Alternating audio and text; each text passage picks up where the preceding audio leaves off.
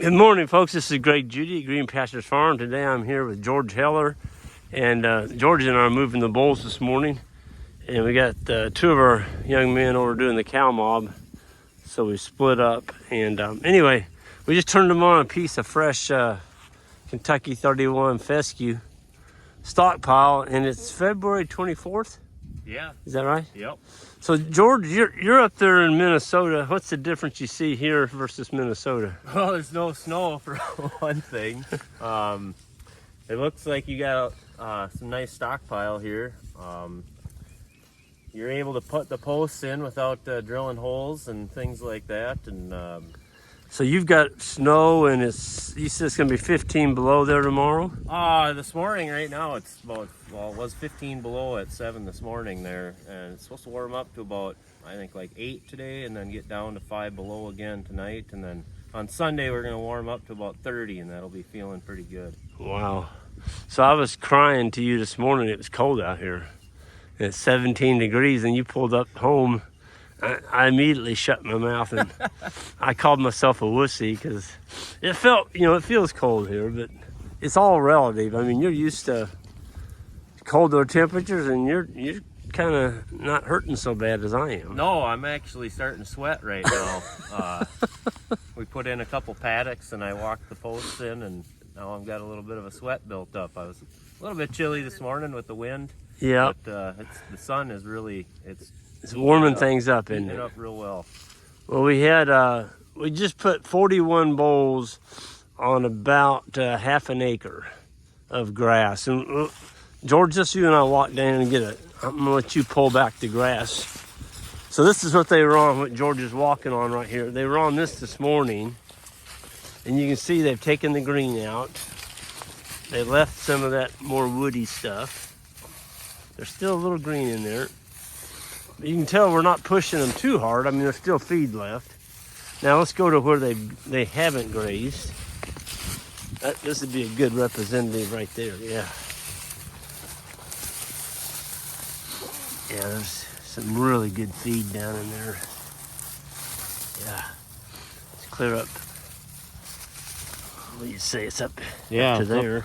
Up to my elbow There's almost. 8 or 9 inches of good grass there. Yeah. Consequently, look at this, George, we're standing right next to. Oh, look at that one. Isn't that a beaut? Yep. And look at this one right beside it. Oh, nice. That's very nice. Nice pond. No stacking. It's only about 1.5 inches high. Yep. Pumpkin pie consistency. Good color. There's absolutely no odor off of it. Zero odor. Smells good. Yeah. It's almost like fresh cut grass. Yep. Processed grass. It looks really good. You take your foot and run it through that. It really has a nice consistency to it. You can tell the cattle are digesting their forage. And folks, these bulls haven't had a lick tub all winter. We'll go down here a little closer and I can show you the condition on these cattle. I was in Texas, I guess it's about a little over a year ago, and they were big herd, and they had them on Bahia and Bermuda grass, and it was December, and they had a ton of grass, but the cows looked like they were on a starvation diet. They just weren't processing the grass, and it was because it didn't have any protein or energy in it. It was just like feeding them straw, and they immediately, they needed to do something quick. In an instance like that, you got to give them some kind of protein to help them digest that, and some energy. A lick tub is a good first step. These bulls have been in here about probably 30 minutes. And you can see they're just taking it easy, grazing the best, kind of walking forward. And so they'll be on here for 24 hours. Then tomorrow morning, we'll come over here and roll the wire up that George and I put in just a while ago. So this is Friday the 24th. Man, where did February go? It went by quick. It went by quick. March is on its way, and spring to follow, I hope. I'm looking forward to it, I'll tell you what. We've had snow on the ground since about mid-November, and it hasn't gone away. So it's been a little bit of a long winter. Not quite as cold as last winter, but plenty challenging, that's for sure. What is your biggest challenge up there, George? I mean, I know you get the snow and the cold, but just keeping the animals warm. You don't have barns, right? No, I don't keep any of my animals in a barn. But you're in Minnesota. There's a lot of white-tailed deer in Minnesota, and I don't see any of them in barns, and they make it right through the winter just fine. And I learned from Greg, we don't need a great number of infrastructure and things that are unnecessary. You get a good perimeter fence, and you start managing your pastures, and you get your animals in good condition. They can handle a lot. You just keep an eye on their condition. I would say the condition of the animals is the biggest tell of if you're doing it correctly or not, or if you're getting on the right track. Yeah. I think it's Ian that says animal performance first and everything else follows after that. So that's kind of what I'm focusing on. And I guess the biggest challenge of being up there is probably just deciding where you want the animals each day, because our weather is different. Like every day we have, 50 mile, you can get up to 50 mile an hour winds and blowing cold, and from the north. Then we can get a south wind the next day. We can get rain the day after that. I mean, we can get anything you can think of for weather. So deciding where they're at each day, that's kind of the main management for winter, is just making sure they've got a good spot to be so they're not exposed too bad, and making sure they're able to consume what they need and put gains on even through the winter. Would you say it's important when you're going into winter to make sure animals have plenty of body condition reserves on their back? Oh, absolutely. Yeah, you want to definitely have a big fat tail head on them, bunch of wrinkles. You don't want to see any bones. Yeah, I mean, you don't. Why is that important? Well, because you're going into winter and you're going to be feeding cut hay, and it's not as nutrient dense as the grass you've been grazing all summer. So they're going to lose condition during the winter because it takes a lot more calories to keep them going during the winter time. And if you don't have that fat buildup on them, they're going to be struggling just to stay warm. If you got that fat on them, that helps them stay warm, and it also is reserves for if you get into some crummy hay or you get into a real bad cold snap. If you got nice fat on your animals and it gets really cold, it doesn't bother them. You get them out of the wind and they're just fine. Yeah. They're just fine. But you take a thin animal and expose him to that condition, that real cold nest, and it hurts them. It'll get them. In fact, I found that out this fall. I had I learned my lesson on pushing them too hard. Yep. And I learned my lesson, and I lost one and I gained one back.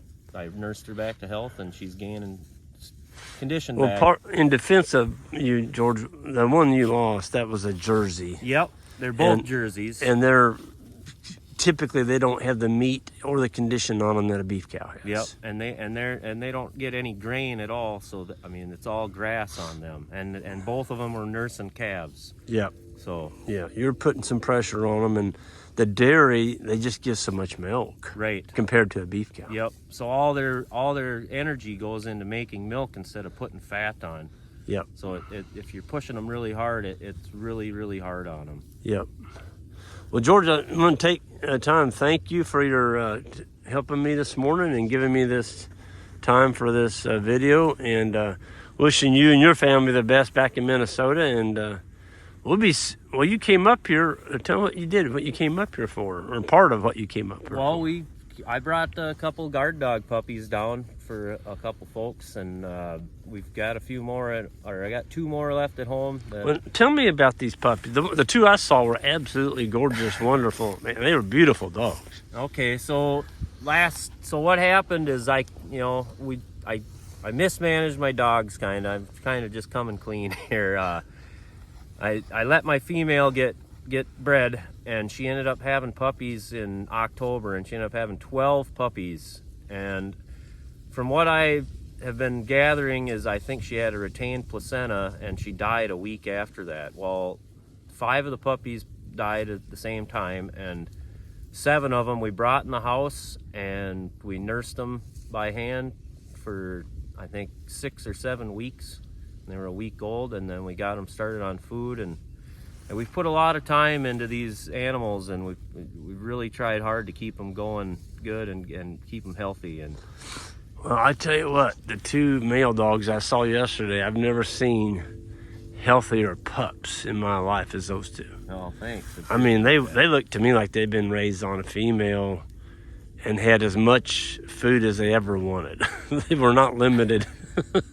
They're doing pretty good. And then coming from northern Minnesota, I mean, they were taking some extreme temperatures there. Yeah, and they're not in a building up there. They're doing well. They're in with the Rams right now, and yeah, they're doing well. I'm training them up, getting them. So now you have 2 females left? I got 2 females left that I'm gonna keep 3 of these puppies, and I got 2 females that I'd be able to part with. And the breed on them is out of a dog you got from us. Yep. The male is from this farm. I believe, what is it, half Marima, quarter Anatolian, quarter Pyrenees. That's right. Yep, that's the male, and then the female was a great purebred Great Pyrenees. And okay. She was our absolute best dog. Yep. She was amazing, just an amazing dog, and it was really hard losing her. But these puppies coming around and doing well like they are, it's been helping. Gives you hope. Yeah, you can replace her. Yeah, it's helping the discouragement a little bit. Yeah. So anybody interested, just fire me an email at greenpasturesfarm.net, or you can go to George's email. What's your? It's ghconcrete@gmail. That's pretty simple. Yep. G and H. G8 right here. At Gmail. At Gmail, okay. Well, anybody that's interested in those 2 females, don't imagine they're going to last very long, but get a hold of me or George, and he can fix you up with some really nice puppies. And they've already been with sheep. You've been running them behind 2 poly wires, Yep. and they're trained to eat out of our sheep-proof guard dog feeder. Right. Yep. So they're ready to put in with the sheep. Yeah, they're pretty much ready.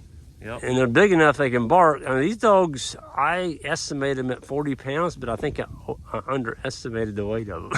They might be around 50. They're pretty big. They were born in October. Yep.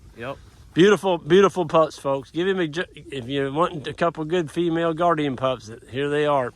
Folks, well, I'm going to get out of here, and thank you, George. And everybody hit that subscribe button on the way out, and we'll see you down the road.